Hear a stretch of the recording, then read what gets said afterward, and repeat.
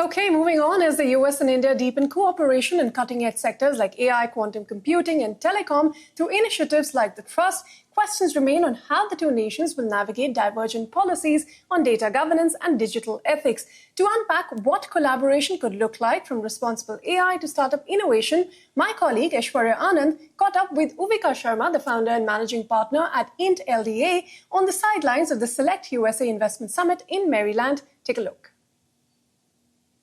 Uvika, the first question that I want to understand from you is that US and India have launched initiatives like the Trust, which is to enhance cooperation in AI, quantum computing, and telecommunications.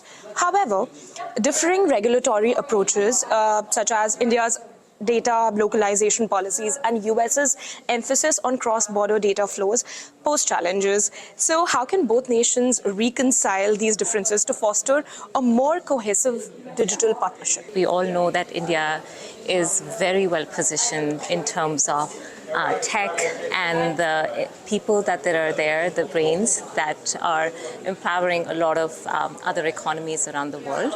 So US has its own set of advantages. You know, they are leaders in terms of infrastructure and technology. So I think it would be best if both parties can come together and harness the benefits, right, that both bring to the table and make sure that innovation actually happens for good. Given your role in AI strategy and involvement in AI 2030, how do you see the US-India collaborating on certain ethical frameworks for AI and that could help us, bring innovation along with responsible use? There are a bunch of frameworks that are already available. So, for example, we have the NIST AI risk management framework, and then we also have the EU AI Act, which is a little bit over the top and the next level, but I feel that it is for the right reasons. However, I feel that there could be a balancing act.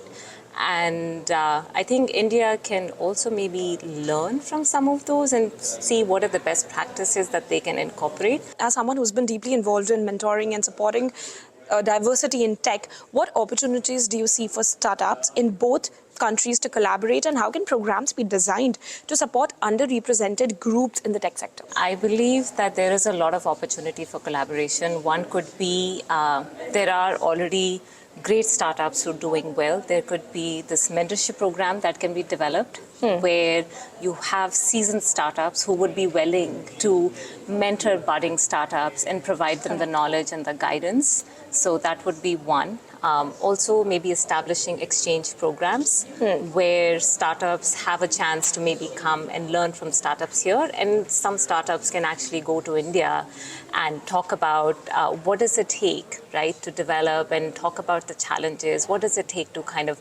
come off the ground and actually go to, market and scale. NASSCOM has launched this deep tech program where they are bringing some startups here to even network with venture capital firms and also other investment firms. So I think that is good, especially startups who are looking to expand globally. If every company is an AI company, then what is the distinguishing factor? What is it that's going to work? I wouldn't say that every company needs to be an AI company. There are going to be things that people enjoy. So I'll give you an example. Recently, I was at a restaurant and there were these robo-servers who were serving meals.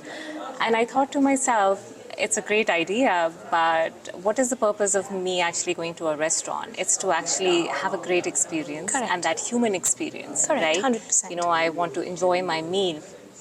And nothing replaces human experiences, right? That human-to-human connection.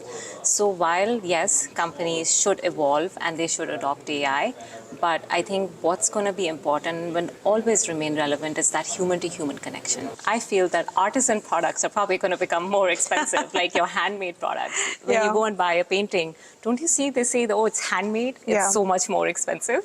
Correct. Because there is that human-to-human aspect. Well, with that, it's a wrap from